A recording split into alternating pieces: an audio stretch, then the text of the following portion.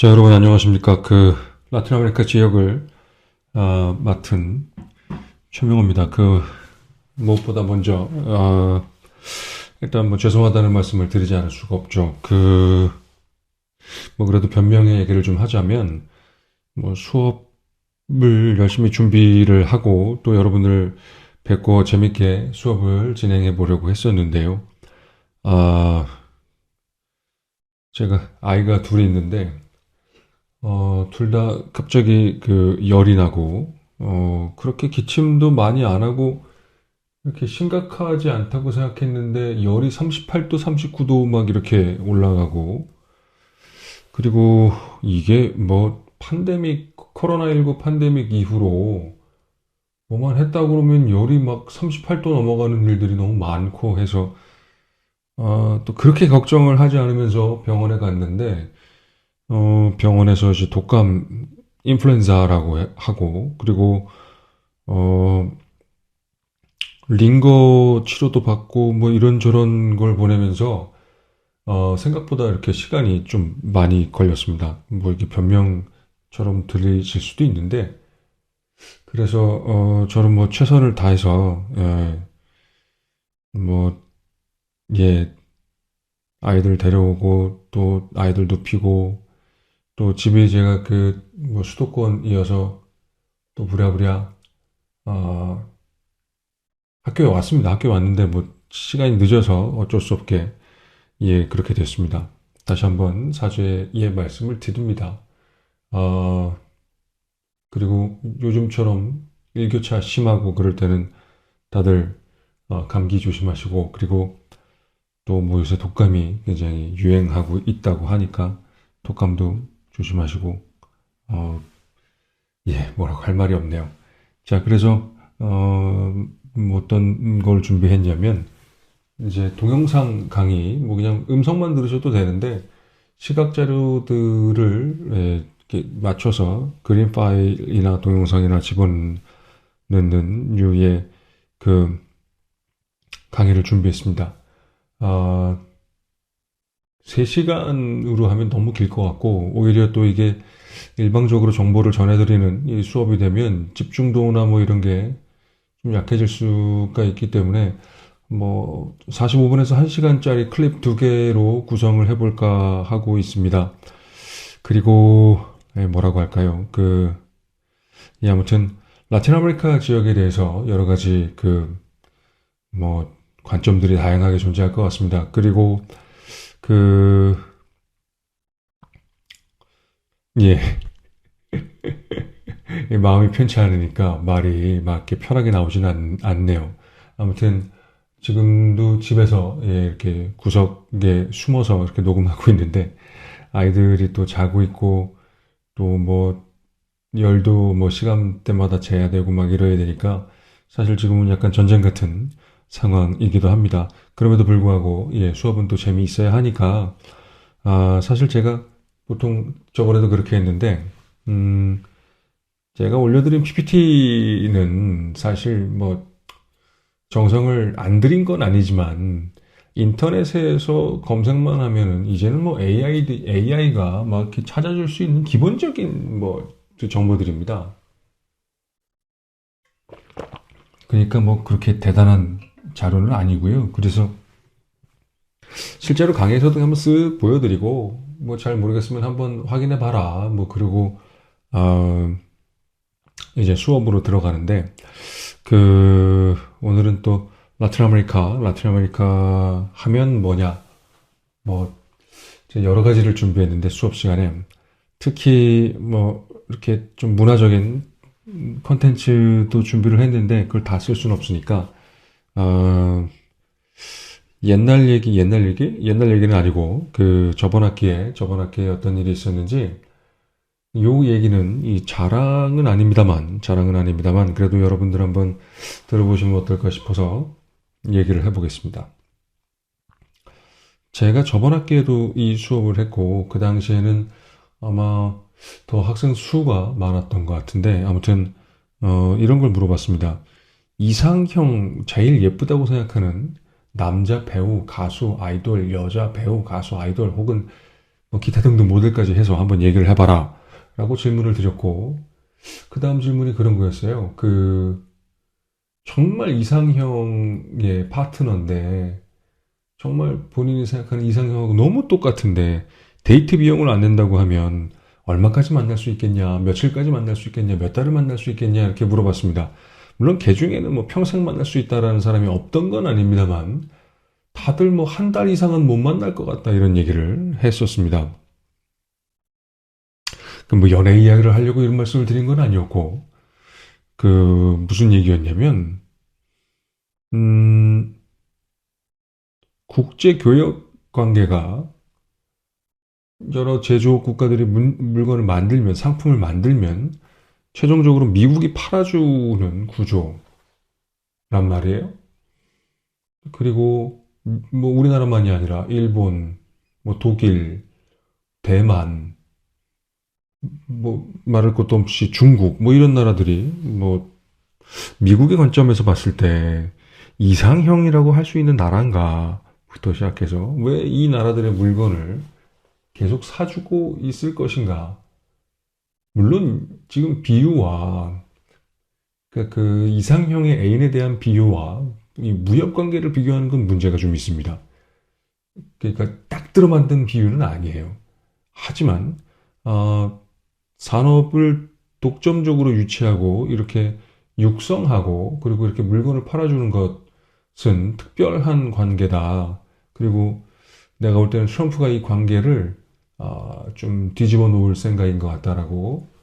사실 뭐 자랑처럼 얘기한 건 아닌데 웬만한 사람들은 다 알고 있었던 얘기였고, 그런데 이렇게 폭력적으로 이루어질지는 몰랐습니다.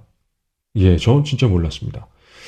무역 관계를 조정할 거라고는 생각하고 있었는데 관세를 이런 식으로 할지는 몰랐습니다. 그리고 11일 빼빼로데이, 지금 미국의 대법원에서 어떤 판결을 내릴지 모르겠습니다만, 요거 관련해서도 이제 요 클립 말고 다음 클립에서 또 얘기를 한번 해보도록 하겠습니다.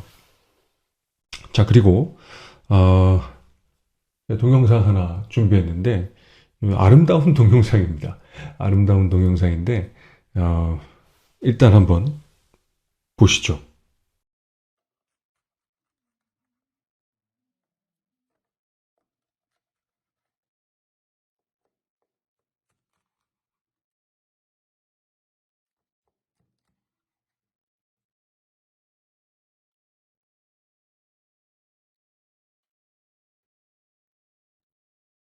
자, 보셨습니까?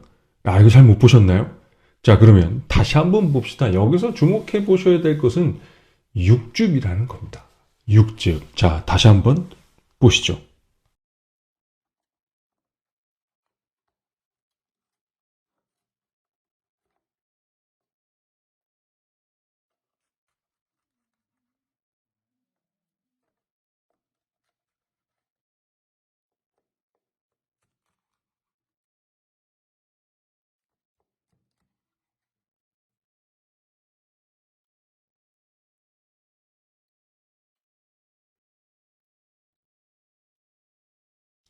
자, 지금 여러분이 보신 것은 이 꼬스티야라고 스페인어로 부르는 갈비입니다, 갈비. 근데 이제 뭐라고 표현해야 되나? 대갈비라고 해야 되나요? 왕갈비? 왕갈비라는 표현도 있고, 대갈비라는 표현도 있는데, 그런 거죠. 예, 굉장히 두툼하게. 엄청나게 큽니다. 여러분들 아르헨티나의 카우보이를 가우초라고 부르는데, 가우초들이 쓰는 칼들이 좀 커요. 예. 그래서 고기 먹을 때 싸움 나면 큰일 납니다. 그리고 아르헨티나의 전통적인 가우초들은 카우보이들은 자기 칼을 갖고 다녀요. 굉장히 크고 장식도 많이 들어간 경우도 있습니다. 자, 여러분 믿기진 않으실 테지만 아르헨티나에서는 보통 아사도라고 부르는 숯불구이를 고기구이를 4시간에서 6시간 정도 굽습니다. 아, 놀랍죠? 저는 그래서 예전에 아르헨티나 친구가 저녁 초대를 해줘서 밥 먹으러 갔는데 그 고기를 계속 굽고 있더라고요. 근데 고기를 안 주는 거예요. 고기를 왜 안 주나? 이런 생각을 했는데, 축구를 90분 풀타임으로 뛰었어요. 아, 죽을 것 같더라고요. 아르헨티나 사람들 축구 너무 잘합니다. 그런데도 고기를 안 줘요. 그래서 이게 인종차별인가? 아니, 고기를 굽고 있는데 냄새는 나는데 고기를 안 주는 거예요. 근데 아르헨티나에서는 보통 4시간에서 6시간 정도 구워 먹습니다. 그리고 예전에는 풍로 뭐 이렇게도 불렀는데 숯을 또 이렇게 갖고 와서 자기 그 뭐라고 합니까? 자기 테이블에서 또 이렇게 또 구워서 먹기도 하고 아니면 데펴서 먹기도 하고 그렇습니다. 근데 중요한 거는 4시간에서 6시간 정도 굽는 게 중요한 게 아니라 저렇게 육즙이 살아있어야 됩니다. 그리고 더 중요한 거는 육즙이 살아있으면서도 뼈가 이제 쏙쏙 빠져야 됩니다.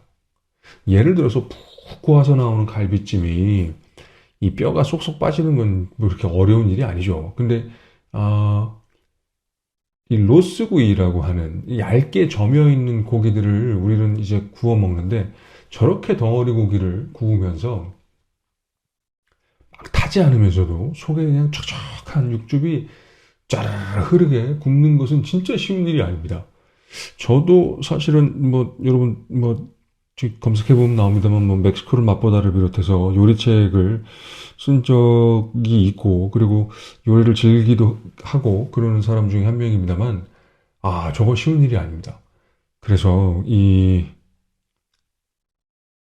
아르헨티나식 이 갈비구이 우리가 이거 지금 우리나라에서 먹을 수 있는 곳이 예전에 저희 강남역에 한 군데가 있다고 했는데 제가 가보니까 좀 다르더라고요. 저렇게 대갈비를 굽지는 않습니다. 자, 그리고 이게 수업을 했으면 봤을 사진인데 부에노스아이레스에서 한 7시간 반에서 8시간 정도 떨어진 헤나랄 프레임이라는 곳에서 열리는 축제입니다. 쇠고기 축제인데 여러분 보시는 게 뭐냐면 등심과 갈비가 붙어 있고 소의 이제 머리, 꼬리, 다리만 잘라놓은 그 덩어리를 그냥 굽는 거예요. 그래서 제가 대갈비, 왕갈비도 아니고 대갈비라고 불렀던 이유가 여기에 있습니다. 저게 이제 한 4시간에서 6시간 정도 굽게 되고, 뭐, 더 길게 얘기하면 모르겠습니다. 여러분들 뭐 어떤 상황에서 이 강의를 들으시는지 모르겠는데, 배가 고프실 것 같아서, 예, 저도 좀 배가 고파지네요. 아, 이렇게 설명하면 이게 좀 이해가 쉬울지 모르겠어요. 우리가 좀 먹기 어려운 재료들이 있습니다. 냄새가 역하기도 하고, 뭐 여러 가지 이유로 먹기 어려운 재료를 먹기 편하게 만드는 조리법들이 있어요. 그런 것들은 이제 요술이나 마법이나 마술에 해당한다고 할 수 있을 것 같아요. 그런데, 정말 좋은 재료라면, 소금과 약간의 후추 정도, 그 다음에, 이게 이제 국내에서만 계셨으면 잘 모를 수가 있는데, 우리나라가 이제 약간 누린내 같은 거에 좀 민감한 편이거든요. 근데 풀만 먹은 소는 약간 누린내가 있어요. 그럼 이 냄새를 어떻게 잡냐면, 여러 가지 향신료를 넣어서 잡기도 합니다만, 굉장히 드라이한 와인과 같이 먹게 되면 아주 이게 좀 상큼해집니다. 그래서 본인의 먹는 양보다 한 50% 정도는 더 먹을 수 있어요. 보통 웬만한 어른도 저 대갈비 3개, 4개 먹는 거 어려운데, 아무튼, 예, 더 많이 먹게 됩니다. 보통 좋아하는 음식이 뭐냐고 물어봤을 때, 예전에는 고기라고 많이 대답했던 것 같은데, 요즘은 뭐 파스타도 나오고 뭐 다양하게 나오는 것 같아요. 여러분들이 어떤 음식을 좋아하는지 모르겠습니다만, 우리 이런 거 한번 생각해 봤으면 좋겠습니다. 육식이라는 거, 고기를 먹는다는 거. 일단 쇠고기 한번 생각해 봅시다. 쇠고기. 음, 좋죠. 예, 쇠고기. 한우, 뭐, 좋죠. 한우는 또 굉장히 잡내나 구린내, 누린내가 나지 않는 그 종류기도 하고, 일본에서 좋아하는 마블링과 우리나라가 좋아하는 마블링이 좀 다른데, 예전에는 일본의 마블링이 좀 더 기름졌었는데, 요즘은 우리나라에서도 상당히 이 마블링, 허연 새기름 낀, 뭐, 고기를 선호하는 것 같습니다. 그, 삼양라면에서 이제 우지로 튀긴 면으로 된 라면, 삼양라면, 그 오리지널 버전을 판매한다고 하는데 갑자기 또 이렇게 생각이 나네요. 자, 소를 먹는다는 건 굉장히 특별한 사건입니다. 왜 그러냐? 구한말에 우리나라에 왔던 외국인 선교사들은 하나같이 우리나라의 쇠고기가 맛이 없다고 불평을 했습니다. 그 당연한 얘기입니다. 어떻게 소를 먹어요? 소는 논을 갈고 밭을 갈고 노동력이지 않습니까? 짐을 나르고 다 소를 이용해서 할 수 있어요. 말도 뭐 그런 게 가능하긴 합니다만 우리나라에서는 말은 운송수단이나 전투용으로 많이 사용했고 그 외에 여러 가지 용도로 사용됐던 게 소죠. 소는 신석기 혁명 혹은 농업혁명이 일어난 이후에 인간 옆에서 굉장히 오랫동안 함께 살면서 정말 노동력을 제공해 주기도 하고 그리고 고기를 제공해 주기도 하고 그렇습니다. 그래서 우리나라에서 특별히 신분이 높으신 분들이 아니면 쇠고기를 어떻게 먹습니까? 쇠고기를 못 먹습니다. 그럼 어떤 쇠고기만 먹을 수 있냐? 늙은 소만 먹을 수 있어요. 늙은 쇠고기니까 이게 맛이 없는 거예요. 그래서 양념을 하고 뭐 이런 것들이 발달했을 수도 있습니다만 어쩔 수 없이 늙은 소는 질기고 뭐 그럴 수밖에 없겠죠. 그래서 외국인 선교사들의 얘기는 하나같이 맛이 없다라는 얘기를 합니다. 그러면 이 뭐 비슷한 시기 혹은 중세에 유럽 귀족들은 어떤 쇠고기를 먹었냐? 소를 먹긴 먹었는데 송아지 고기를 먹어요. 그래서 뭐 돈키호테에도 그런 내용이 나옵니다만 돈키호테가 쇠고기를 먹고 소고기를 먹어요. 그러니까 이게 신분이 그렇게 높지 않은 귀족이라는 얘기입니다. 고기를 먹으니까 귀족이 아닌 건 아니지만 송아지 고기를 먹는 건 아니기 때문에 그리고 또 그쪽도 뭐 이게 쇠고기 어른 소라고 하면 이제 요즘은 그 뭐라고 합니까? 그 고기로 사용하기 위해서 이렇게 먹기 위해서 육류로 사용하기 위해서 가둬놓고 뭐 곡물사료도 먹이고 뭐 여러 가지를 많이 합니다. 더 좋은 맛을 내기 위해서 이렇게 얘기하니까 좀 잔인하게 들리기도 하는데요. 그런데 뭐 저기 유럽이라고 뭐 용 빼는 재주 있었을까요? 예. 어른이 된 소는 일단 노동력을 이용하기 때문에 억셀 수밖에 없습니다. 근육도 더 발달해야 되고 그래서 어른 소 고기를 먹는다는 것은 그렇게 신분이 높은 귀족이 아니라는 것을 의미합니다. 고기 얘기를 하려고 이렇게 길게 온 게 아니라 라틴 아메리카와 고기 얘기를 하기 위해서 좀 이렇게 길게 오고 있는데 우리가 전 세계 인류가 이런 식으로 육식을 하게 된 게 얼마 되지 않았습니다. 무슨 말씀 드리는 거냐면 일단 농경 문화에서는 소는 노동력입니다. 앞에서 말씀드린 것처럼 그래서 그냥 막 먹을 수가 없어요. 이거는 정말 진짜 무슨 마을 축제나 돼야 이제 한 마리 겨우 뭐 이런 상황이 되는 겁니다. 그러면 유목민족은 어떨까요? 자, 유목민족은 뭐 양이든 뭐든 이렇게 뭐 철 따라 이동하면서 풀 뜯어 먹이고 산단 말입니다. 그러니까 일단 이동거리가 길 수밖에 없죠. 그리고 정주해서 사는 그 농경민족들하고는 뭐 굉장히 다를 겁니다만 한번 생각해 보세요. 그 소가 됐던 양이 됐던 뭐가 됐던 염소가 됐던 일단 뭐 염소하고 양은 좀 차이가 있죠. 양은 양털이 중요한 그 자원이란 말이에요. 그래서 그 추운 지역에 이제 옷도 만들어 있고 양모로 만든 옷감을 모직이라고 부르고 우리가 양복이라고 부르는 것의 재료가 바로 양모입니다. 예. 그러니까 얼마나 그게 소중하겠어요. 그 다음에 뭐 전부 다 암컷은 아닙니다만 젖을 얻을 수가 있죠. 일단 우유라고 표현해 봅시다. 그러면 유목민족들이 또 뭘 먹죠? 요구르트와 치즈를 먹는단 말이에요. 그러면 한 번 잡아 먹으면 그걸로 끝입니다만 계속 잘 키우면 적어도 특정 기간 이상 동안은 우유와 그리고 그 우유를 통해서 요구르트와 치즈를 얻을 수가 있습니다. 자, 그렇기 때문에 농경 민족에 비해서 상대적으로 빈도수는 많았을 수가 있지만 이렇게 일상적으로 육식을 하는 건 유목민족도 쉬운 일이 아니었어요. 그런데 신대륙이 발견이 됩니다. 그리고 나서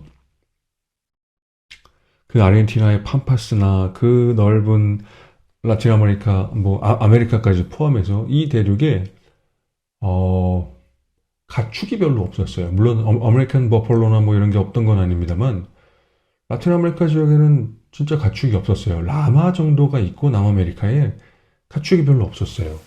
그러니까 맹수도 별로 없었고 또 맹수가 있다고 해도 열대 우림에 특화되어 있었기 때문에 뭐 가축이 없었어요. 그러니까 천적이 없다는 얘기죠. 저 드넓은 팜파스 대평원에 질 좋은 잔디, 풀은 많은데 천적이 없는 거예요. 그러니까 그냥 마음 놓고 살 수 있는 뭐 늑대든 뭐든 뭐 이런 게 없는 그러니까 뭐 주변에 뭐가 와서 어떻게 해치고 뭐 내 자식들을 어떻게 할까 말까 뭐 이런 스트레스가 없는 삶을 살게 되는 겁니다. 그래서 라틴 아메리카에서 목축이 성공하면서 드디어 위대한 육식의 시대가 열리게 됩니다.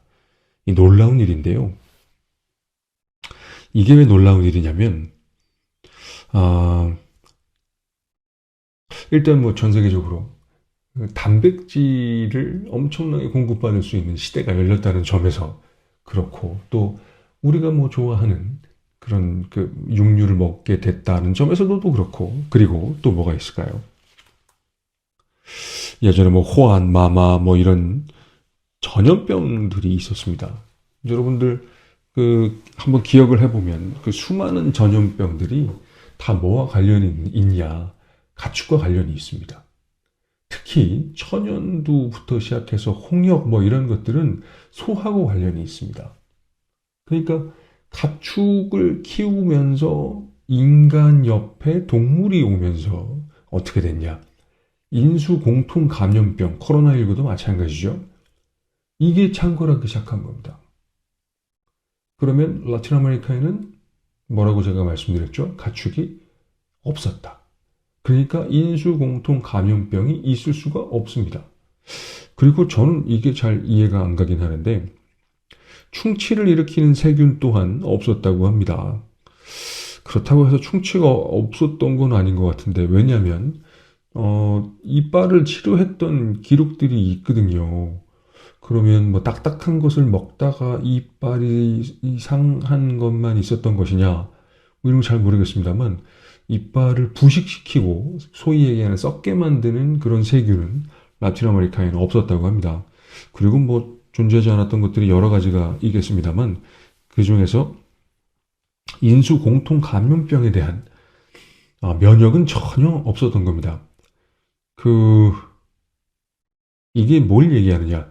여기서 뭐 제러드 다이아몬드의 총균세를 우리가 연상하면 될 것 같은데 이 균이라는 게 신대륙에 창궐하게 된 겁니다. 그런데 야 이게 어디서부터 말씀드려야 될지 모르겠는데 먼저 이 얘기를 좀 끌고 가봅시다. 1300년대에 중세 시대죠.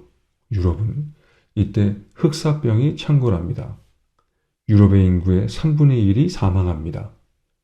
그리고 대도시에서는 거의 반절 정도가 사망했다고 합니다. 둘 중에 하나가 사망하는 겁니다. 여러분 저기 그 어벤져스 그 타노스의 이 뭐라고 하죠 이거? 아무튼 소리 들으셨는지 모르겠는데 아무튼 타노스가 인구의 반을 날리지 않습니까? 흑사병이 특히 대도시에서는 그랬다고 합니다. 거의 뭐 이 뭐라고 얘기해야 될까요? 지금 뭐 그 코로나19 초반에 막 치사율 높고 막 그 어떻게 해야 할지 모르고 막 이랬던 시기와 좀 비슷한 느낌이었을까? 그때를 생각해도 흑사병의 무서움은 뭐 어떻게 비교할 수가 없을 것 같습니다. 그런데 이런 것 한번 생각해 보셨는지 모르겠어요. 종교가 이제 최고로 중요한 권위를 누리고 있는 시대란 말이에요. 이 종교라는 것을 다시 표현하면 선민사상 같은 겁니다. 우리는 선택받았어. 그리고 이 시스템에, 이 제도에 우리는 열심히 복무하면 우리에겐 천국이 약속되어 있어. 그러니까 교양한테, 신부한테 교회에 복종하고 그 뭐 11조 잘 내고 하면 물론 농노들이 11조를 낸다고 뭐 얼마나 내는지 모르겠습니다만 아무튼 그럼 천국이 약속된단 말입니다. 그런데 성당도 신부도 사제도 흑사병에 예외가 없었습니다. 다 죽어나가요. 그건 뭘까요? 선택받지 않았다는 얘기입니다. 그리고 마치 하나님의 사자처럼 그 천사도 교통하고 신과도 교통하는 것처럼 보였던 교황 이하 수많은 이 사제들이, 신부 사제들이 결국 그렇지 않았다는 것. 흑사병 앞에서 속절없이 무너졌다는 것을 보여줍니다. 여러분들 좋아하실지 모르겠는데, 28일 후의 후속작, 28년 후에 보면 이런 장면이 나오죠. 좀비들이 이제 성당으로 막 들어가고 기도하고 있던 신부도 물리고 막 변해버리고 뭐 이런 장면이 나오는데, 그런 거 한번 연상해 보시면 될 것 같습니다. 이렇게 해서 중세는 끝이 나는데, 어,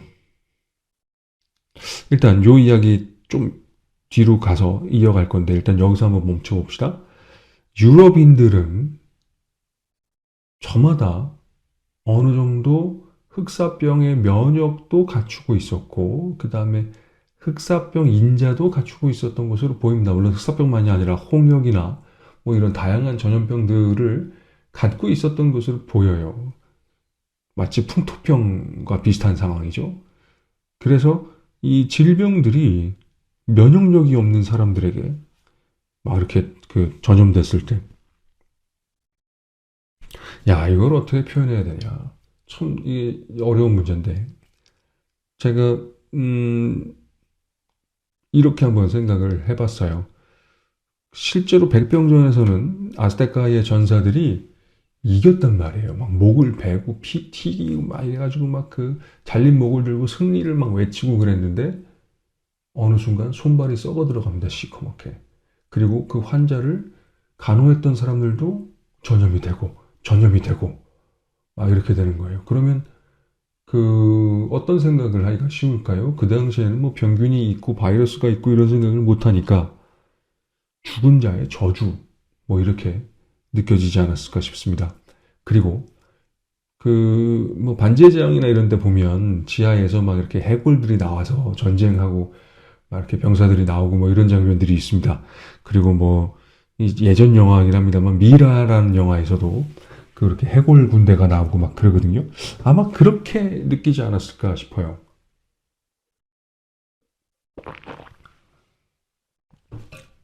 그러니까 죽은 자와 이 산자가 싸우면 산자가 이길 수가 없죠. 죽은 자는 다시 죽을 수가 없으니까요. 자, 그래서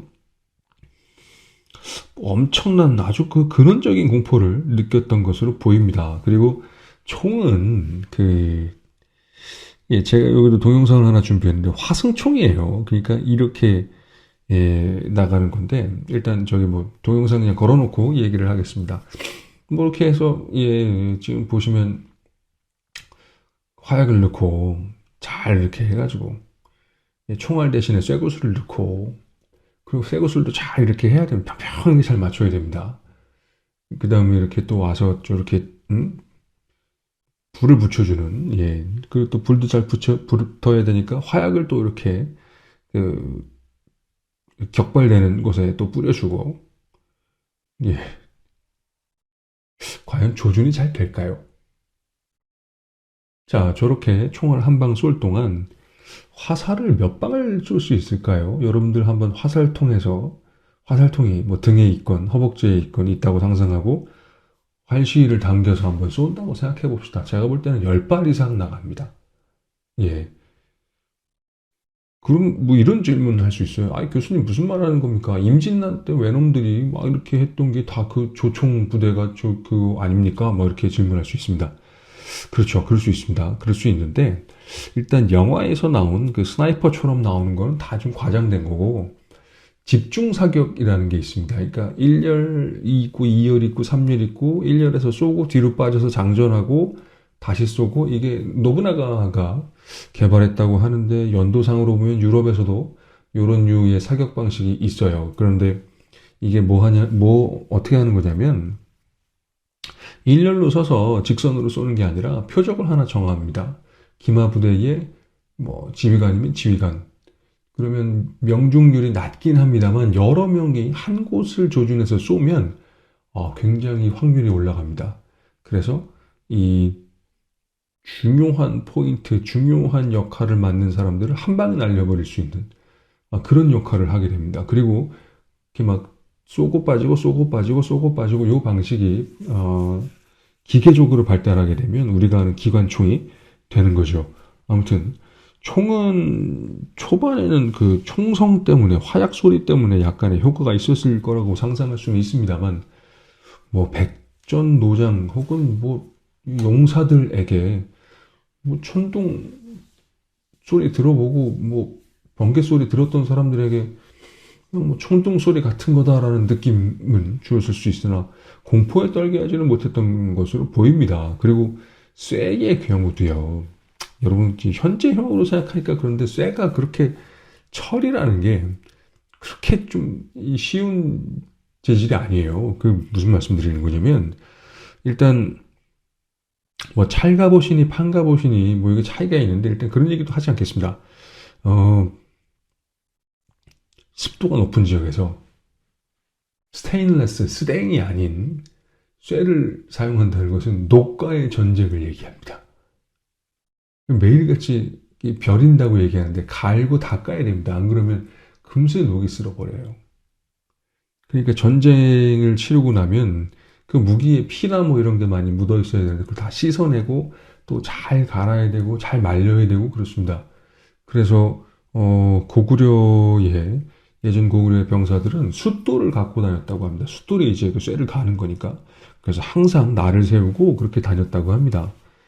그러니까 뭐 저기 이 쇠의 무기라는 게 막 그렇게 막 그 견고하게 뭔가를 베어내는 게 아니라 찌르거나 아니면 때리는 무기였고 그리고 뭐 이런 것도 있죠. 우리가 쇠독이라는 게 있지 않습니까? 그래서 상처를 내게 되면 이게 이제 파상풍이 일어나게 되는 거예요. 그래서 뭐 이게 독을 바르지 않아도 독을 바른 것 같은 효과는 있었을 수가 있으나 과연 이게 그 지금도 그 외과 수술에서 정밀한 쇠로 만든 강철로 만든 나이프보다 더 세포에 손상을 주지 않으면서 절단을 할 수 있는 흑요석보다 이게 더 좋은 무기였냐는 좀 논쟁적인 부분이 있을 것 같습니다.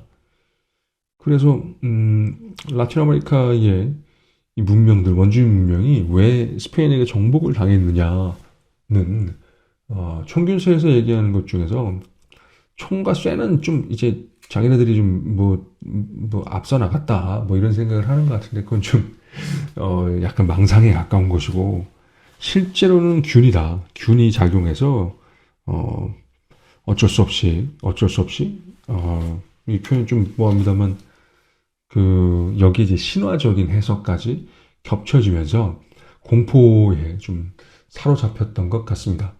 그리고 중세를 끝냈던 이 흑사병이 또 라틴 아메리카에서 신대륙을 정복할 때는 또 상당한 역할을 했던 것으로 보입니다.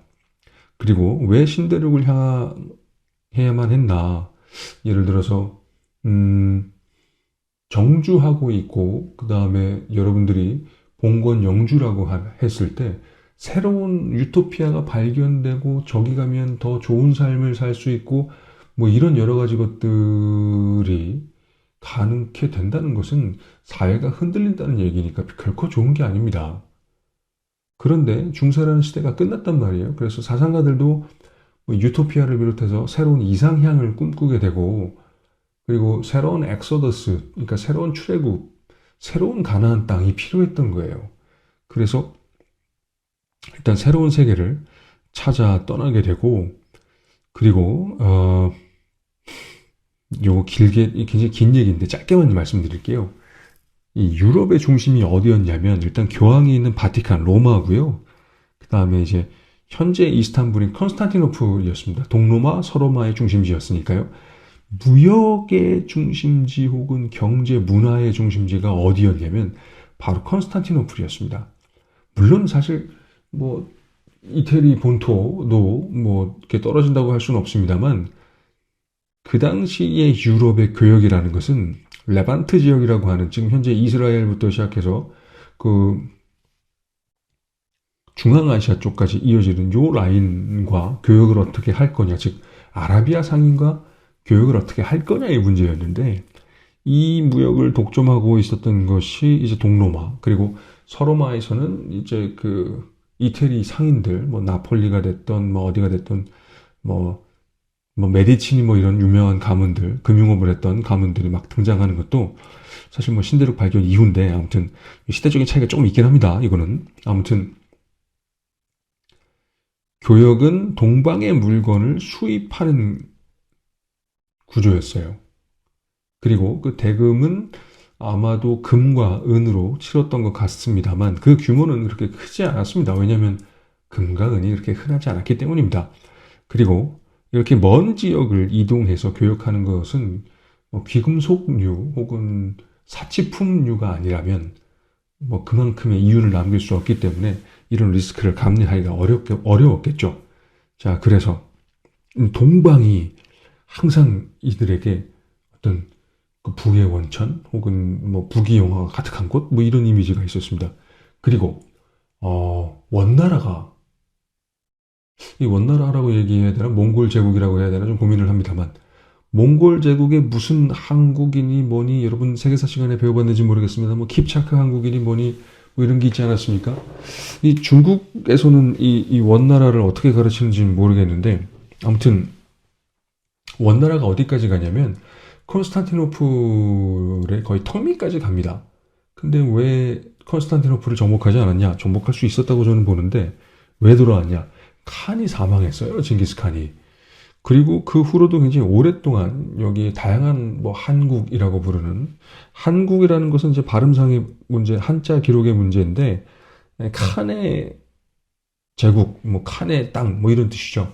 그래서 여기는 뭐 쿠벨라이 칸의 이 다스리는 뭐 원, 그리고 여기는 킵차크 한국, 무슨 한국, 뭐 이렇게 나눠져 있었습니다. 유라시아 대륙에서 그 이전에는 존재하지 않았던 엄청나게 큰 제국이 탄생한 겁니다.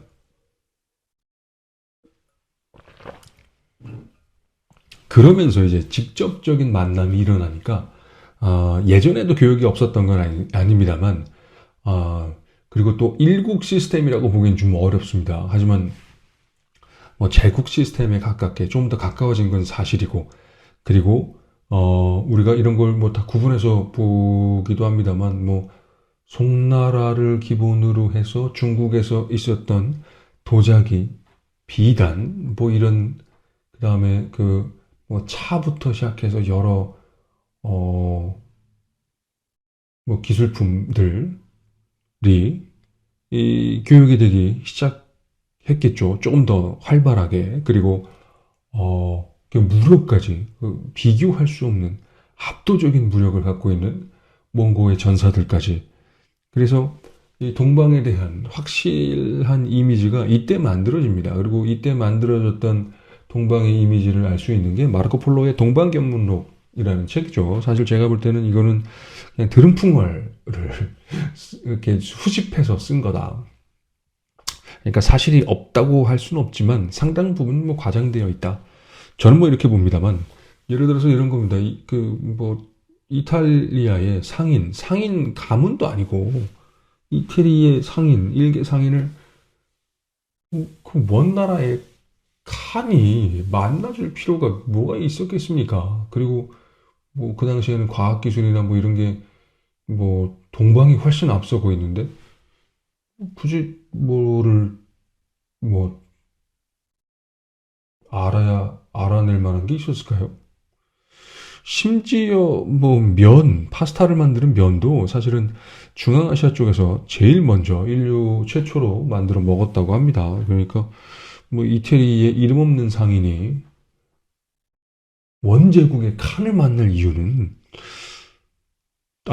뭐 칸이 호기심에 한두 번 만나볼 수는 있습니다만 그 뭐 이렇게 옆에 두고 뭐 글을 쓸 일은 없지 않았을까요? 아무튼 그래서 사람들은 생각하게 됩니다.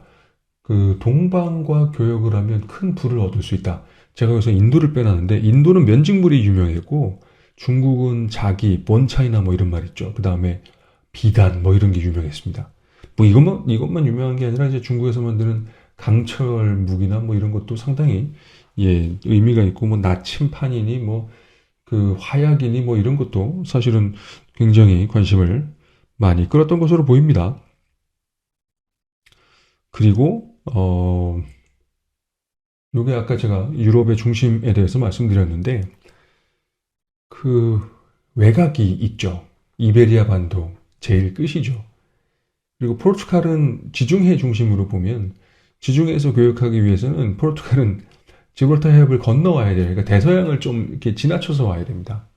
그러니까 이제 외곽이라고 보면 가장 외곽이 이제 포르투갈, 그 다음에 그보다 좀 덜 외곽이 이제 스페인, 에스파냐. 그리고 이 포르투갈보다 더 외부에 있는 그 존재들, 오랑캐 중에 오랑캐가 있습니다. 그게 어디냐면 영국. 영국은 아예 밖에 있죠. 예, 그래서 당시 기준으로 하면 그렇게 된다는 겁니다.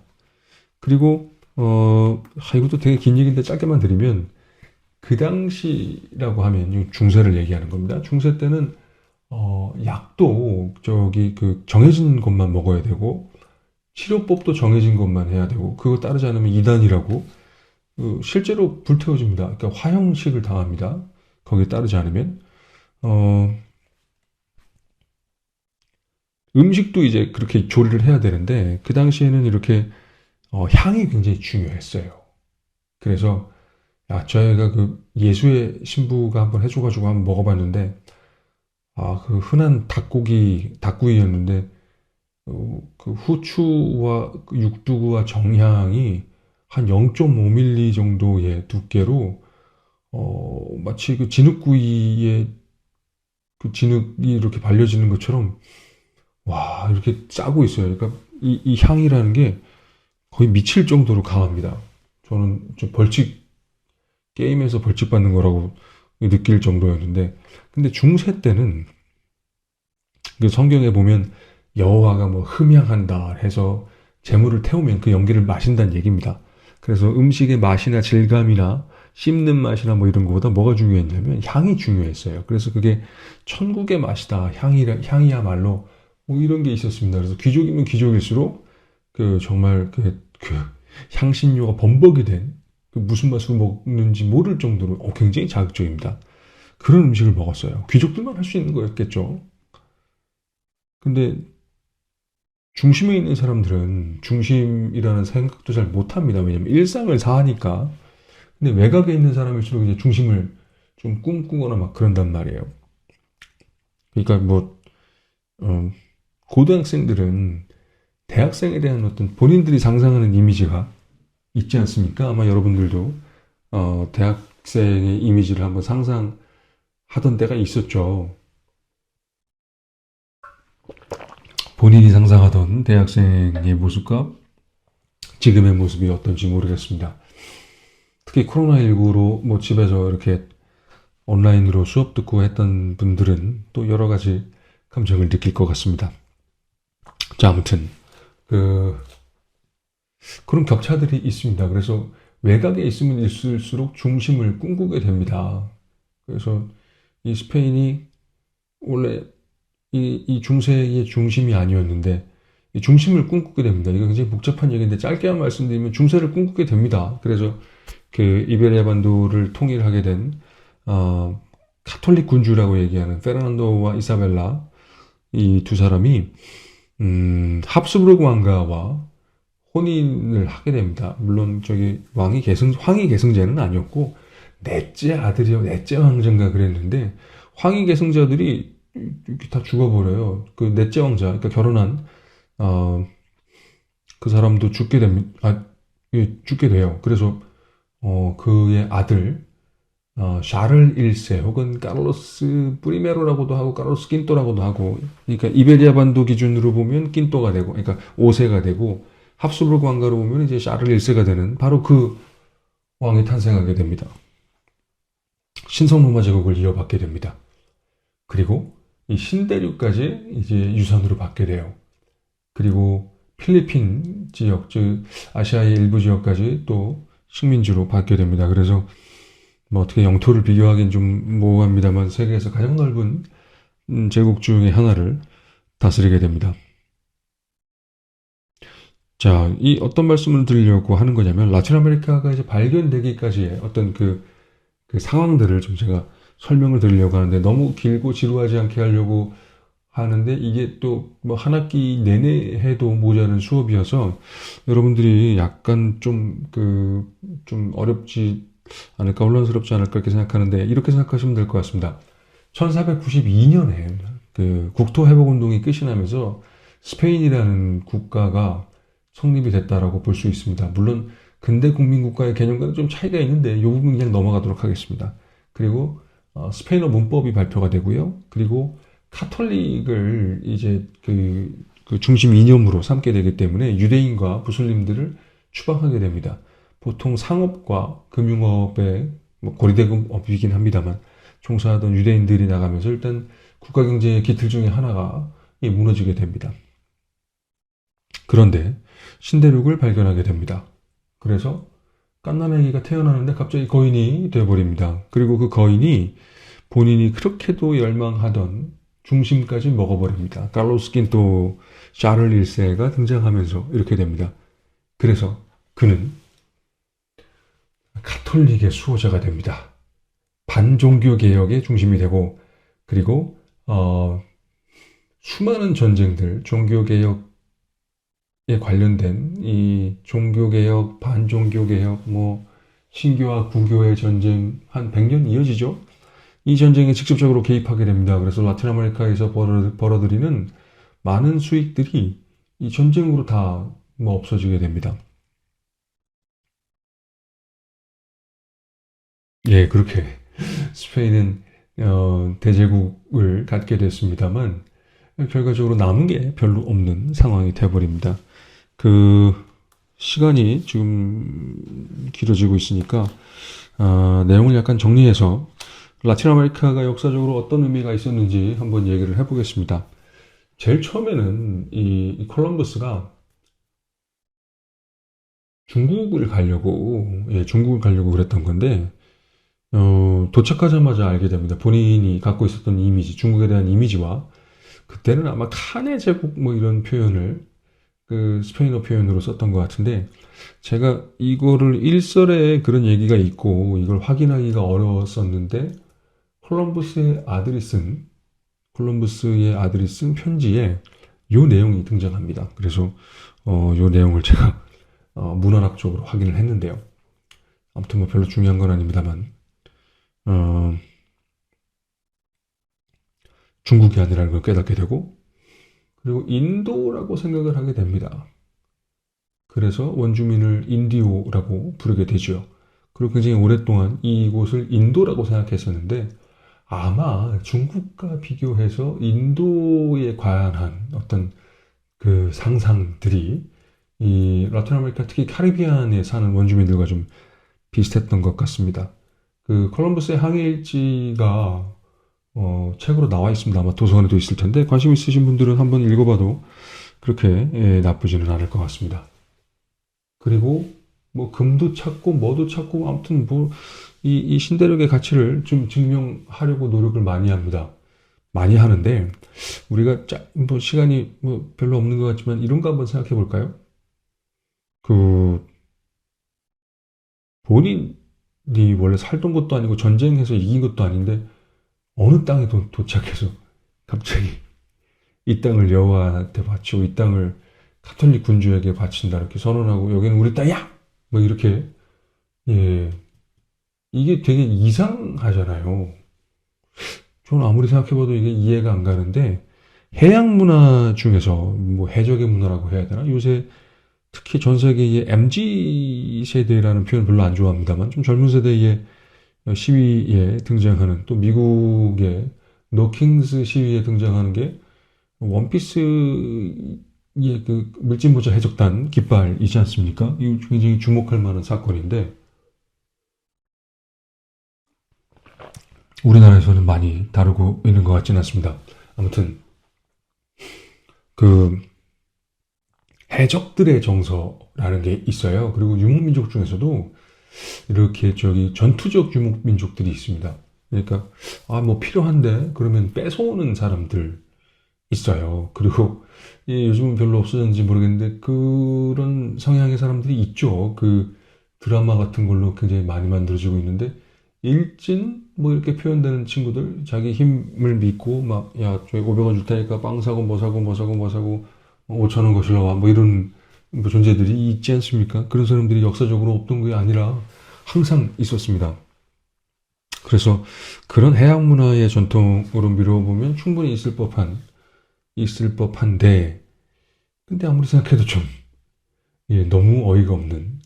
그리고 또르테시아스 조약이라는 게 있습니다. 또르테시아스 조약이라는 게 뭐냐면, 특히 남아메리카에서 포르투갈과 스페인이 그 영토를 한정한, 그래서 브라질의 영토가 딱 결정되는 그 교황이 정해준단 말이에요. 근데 지구는 둥글잖아요. 그래서 동쪽으로 가면, 음?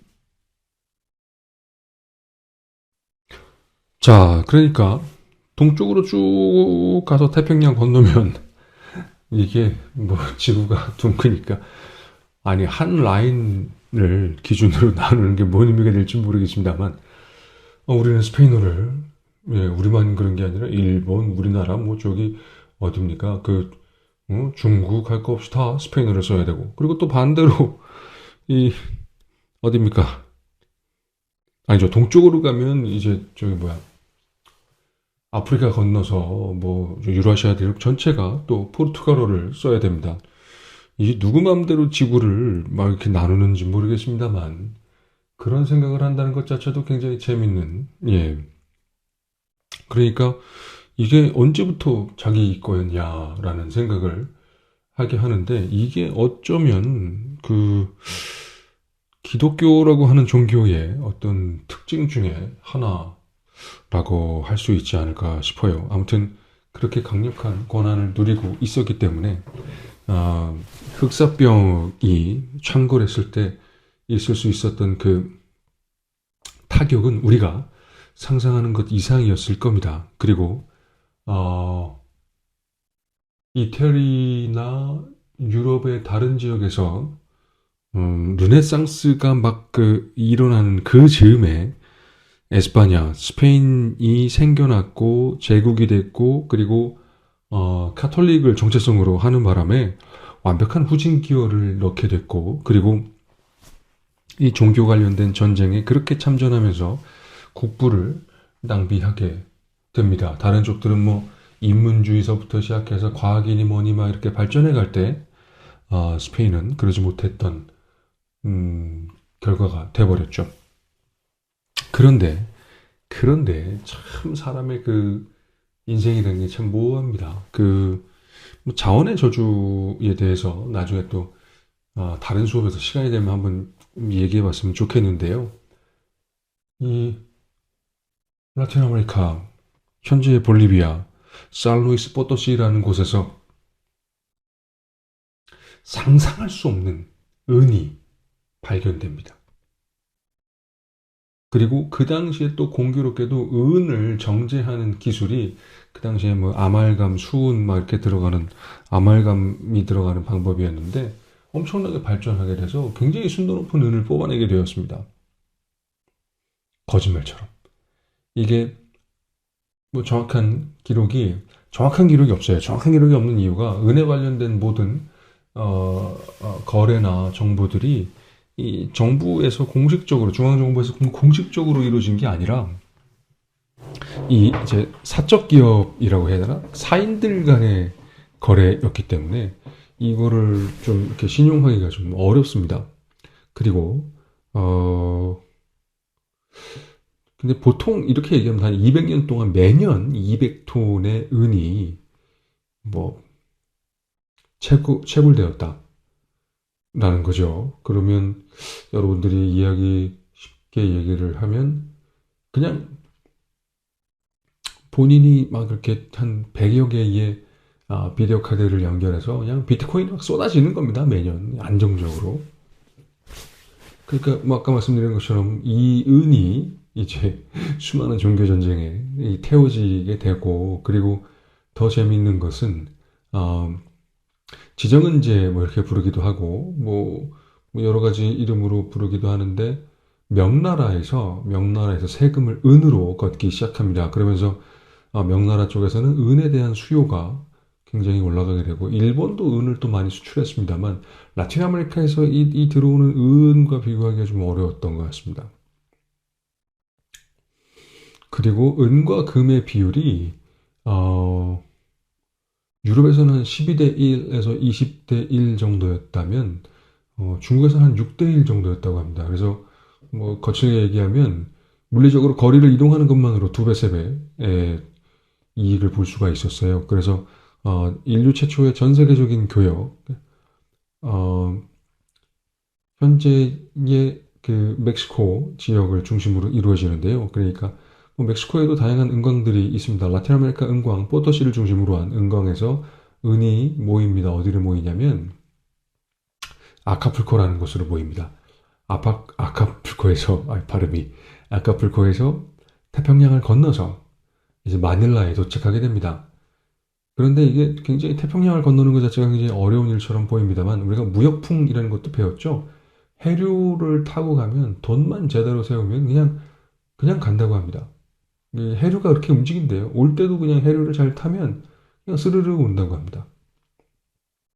아니, 물론 스르르는 아니겠죠. 예. 하지만 생각보다 쉽다. 그 패시픽이라는 게 바스에서 나온 거 아닙니까? 잔잔한 바다. 그 다음에 태평양도 뭐 그런 뜻이죠. 잔잔한 바다. 그리고 무역품을 타게 되면 또 그냥 상당히 우리가 생각하는 것보다 쉽게 이쪽으로 그러니까 지금 아시아의 마닐라 쪽으로 오게 된다고 합니다.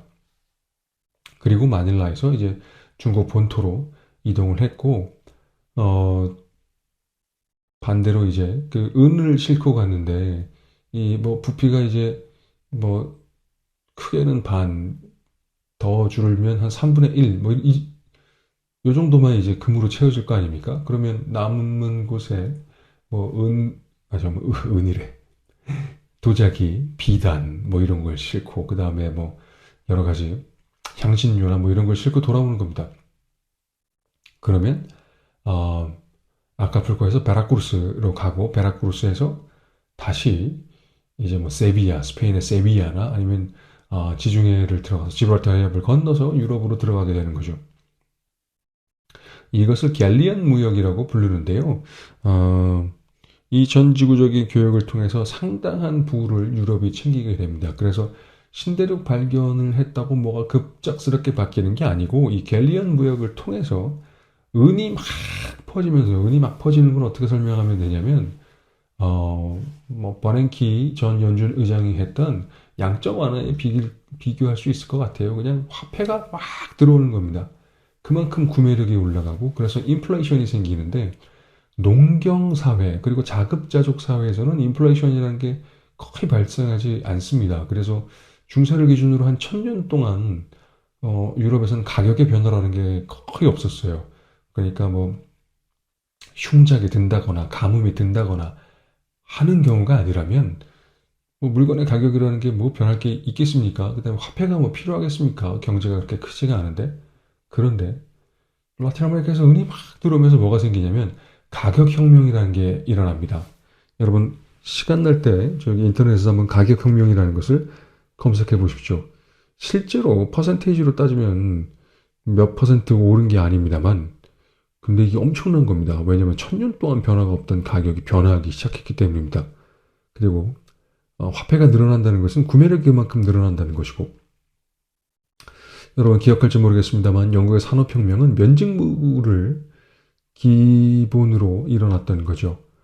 그러니까 면을 입고 싶은 욕망이 그리고 면을 입고자 하는 용, 그, 그, 그 수요가 이 산업혁명을 추동했던 동력 중에 하나였습니다. 그러니까 수요가 뭐 때문에 발생했느냐?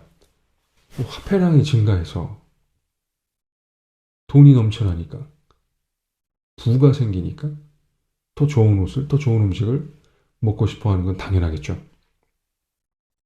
이런 것들이 유럽을 변화시키게 됩니다.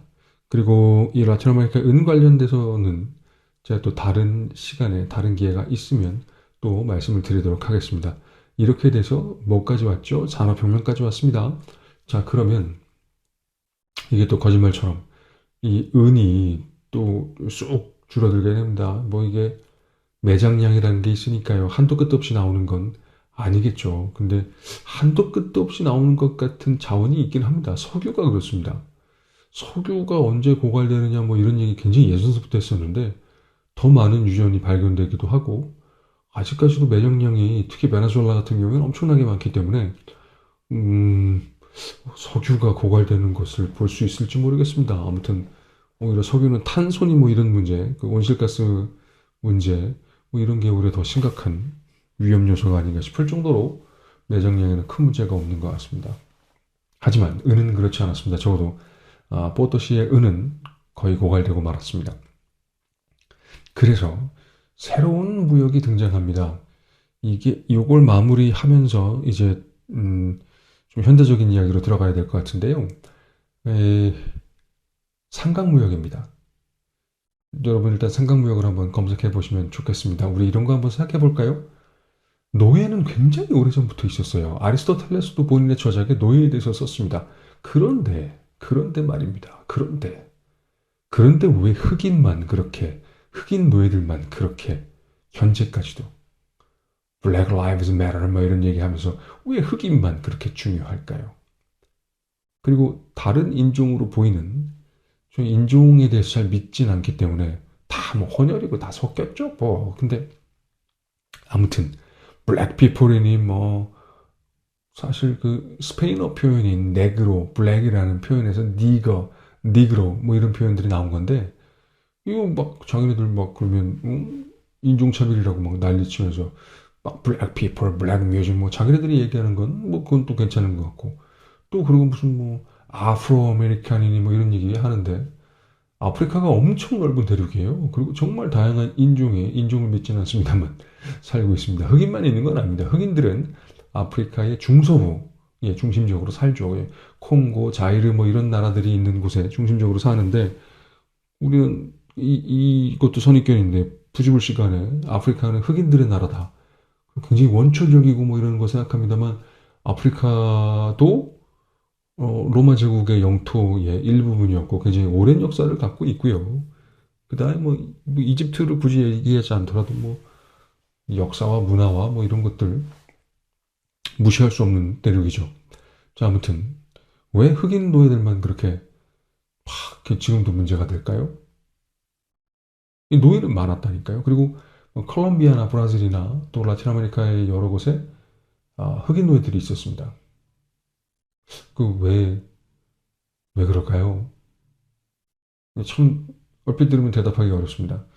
이 얘기가 좀 무거워질 것 같은데, 자, 상강무역은 일단 유럽의 공산품과 라틴 아메리카의 플란테이션 농업, 즉 기호식품을 기반으로 한 농업을 얘기합니다. 사탕수수가 대표적이고 또 면직물의 재료가 되기도 한 목화, 그 다음에 뭐 사실은 바나나도 거기 들어가고 커피도 거기 들어가고 그 다음에 뭐 담배도 거기 들어가고 기호식품이라고 할 수 있는 많은 것들이 거기에 들어갑니다. 그리고 뭐 라틴 아메리카에서 다른 지역으로 또 그 라틴 아메리카는 아니죠. 멕시코 지역에서 다른 지역으로 퍼진 것이 이제 카카오, 초콜릿의 원재료인 카카오. 야, 카카오에 대해서도 재밌는 얘기 되게 많은데 이것도 다음 기회로 넘겨야 되겠습니다. 자, 아무튼 이런 류의 기호식품 또 농산품을 수출합니다. 그리고 아프리카에서는 노예를 수출합니다. 자, 이 삼각 무역이 돌아가기 위해선 서로 균형이 맞춰져야 됩니다. 다시 한번 영국을 중심으로 한 유럽의 공산품, 그 다음에 아프리카의 흑인 노예, 정확히는 아프리카의 중서부, 그리고 아메리카의 많은 지역의 플란테이션 농작물. 자, 누가 들어봐도 비율이 맞을 수가 없어요. 비율이 맞을 수가 없어요. 그래서 어떤 일이 일어나느냐? 기가 막힌 일이 일어납니다. 기가 막히다는 것은 좋다는 의미가 아닙니다. 인간성의 끝을 보게 됩니다. 우리가 노예나 뭐 노비, 농노 뭐 이런 계층들, 하층민들은 역사가 굉장히 깊어요. 우리나라도 그렇지 않습니까? 뭐 추노라는 드라마도 있습니다만. 근데 이런 경우가 없어요. 인간이 상품처럼 취급당하고, 물론 저희 노예시장이나 이런 데서 노예가 뭐 저기 상품처럼 취급됩니다.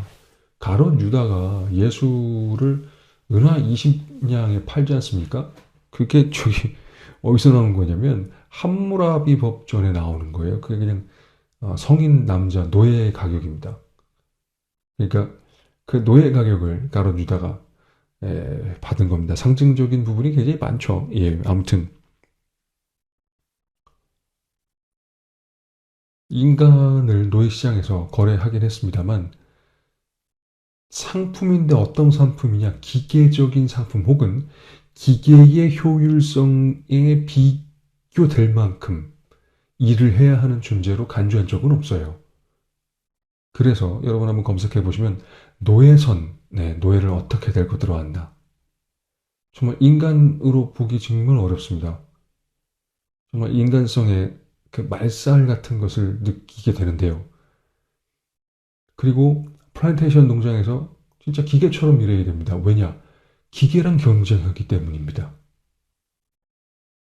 이 증기기관 면직물과 경쟁하기 위해서 정말 그 정말이라는 말을 제가 좀 정말 많이 쓰고 있는데 채찍으로 그냥 맞은 게 아니라 진짜 노동 착취와 수탈의 끝까지 갑니다.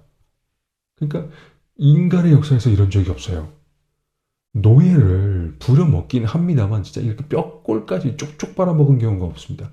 인간이 인간을 이런 식으로 기계화, 상품화해서 착취한 적이 없었습니다. 그러면 영국에서는 괜찮았는가? 그렇지는 않습니다. 자본가 계급을 제외하고 노동자라는 사람들이 처음 태어났어요. 아니, 처음 태어난 게 아니라 처음 나타났어요. 그러니까 지금 우리가 볼 수 있는 여러 가지 안정망들이 없었습니다. 모두가 파트타임이었고, 그리고 신분을 보장해 줄 수 있는 게 아무것도 없었어요. 그래서, 유럽, 특히 영국에서는 이들이 빈민 불황자인가 노동자인가를 놓고 고민을 좀 했다고 합니다.